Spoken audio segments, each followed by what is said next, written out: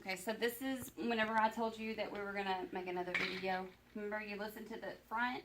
At that time, we're going to get you to set the mannequin up. So we just set him up so you could see where to place the stethoscope. So, remember you've got your scapulus here. You're not going to listen over the scapulus. You're not going to be able to hear anything. So I'm just going to show you where to place.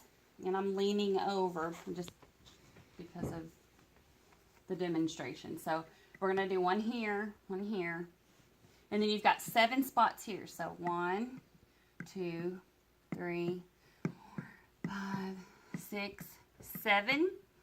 And then you've got here, here, here, and here. Okay, remember to verbalize. I would ask my patient to take a breath every time I move my stethoscope. Remember that you're comparing both sides.